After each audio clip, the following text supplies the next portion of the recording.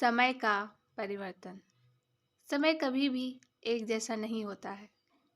उसका परिवर्तन सभी की लाइफ में आता है। इसलिए हमें अपने व्यवहार को इस तरह से रखना चाहिए कि हमें कभी भी वक्त के आगे झुकना ना पड़े। ये कहानी समय का परिवर्तन भी उसी के बारे में है।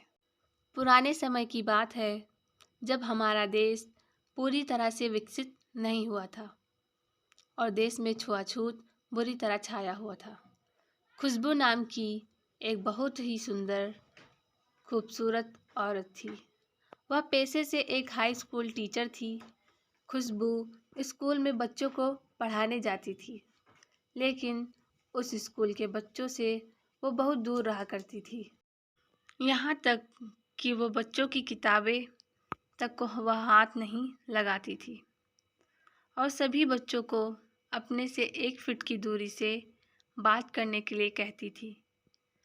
खुशबू सिर्फ अपने स्कूल में ही नहीं बल्कि अपने घर पर भी इसी तरह के नियम के साथ रहती थी।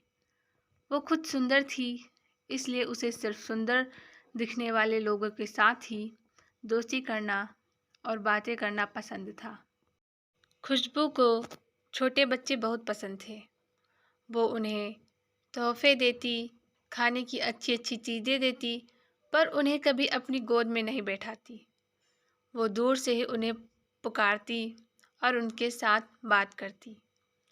खुशबू हर वक्त अपने आप को दूसरों से ज़्यादा स्वच्छ मानती थी और वो किसी को भी अपने पास नहीं आने देती थी।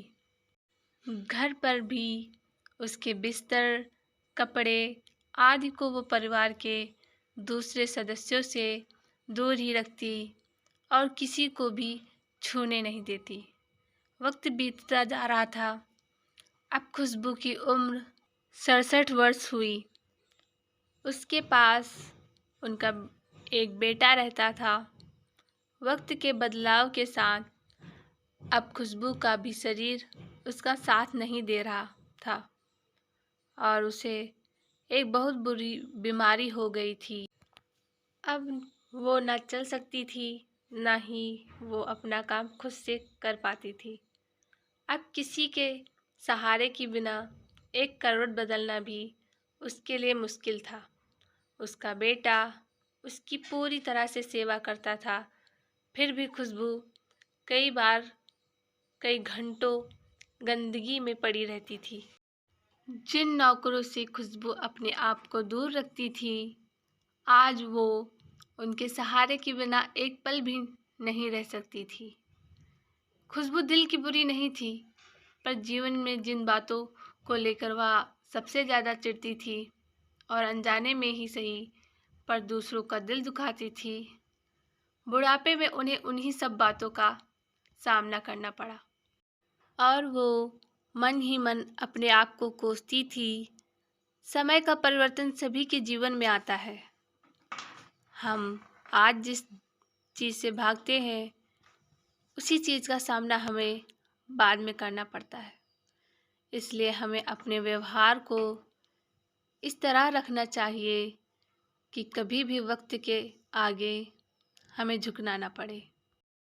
हमारी शारीरिक सुंदरता कभी नहीं टिकती है, इसलिए हमें उस पर कभी भी अभिमान नहीं करना चाहिए और ना ही दूसरे लोगों को उसके रूप के लिए कोसना चाहिए।